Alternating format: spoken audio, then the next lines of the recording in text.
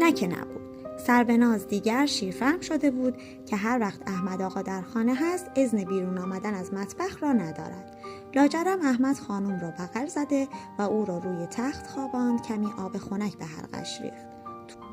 خانم زاده، چه پیش آمد کرده که دلباسه به جان مبارکتون افتاده؟ شما که حی و حاضر حالتون خوب بود. از سایه دکتر خبر میکنم. کمی دراز بکشید و خواست دستهای توبا که لباسش را چنگ زده بود از خودش جدا کند که توبا چنگش را محکم‌تر کرد و سرش را روی سینه احمد گذاشت. بی حال و بی جان شروع به گریه کردن کرد. احمد آقا، از کجا بگویم که هراس خورریزه کرده به دلم. سر سراغ دکتر نرو که دست خالی برمیگردی.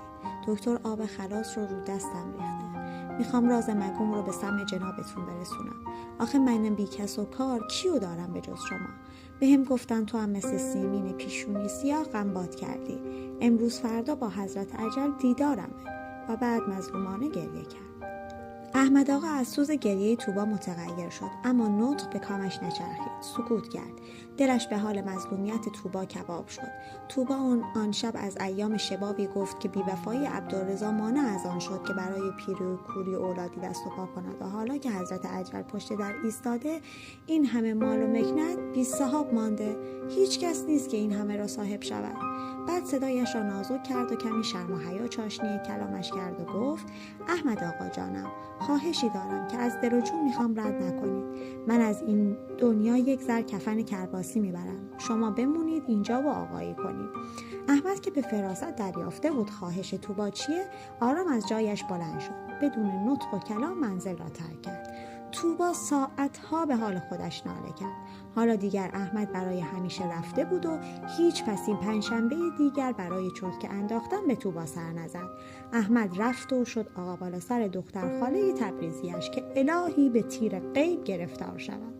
احمد آقا هم مثل عبدالرضا رفت با یک سیمین دیگر و توبا برای همیشه در این پستو میماند تا بمیرد. آن شب به جان کندن سپیده زد. هزار بار از خیال توبا گذشت تا هر آینه تریاک خورد و خود را خلاص کند. اما خدا توبا را زنده می‌خواست تا زجر کشش کند.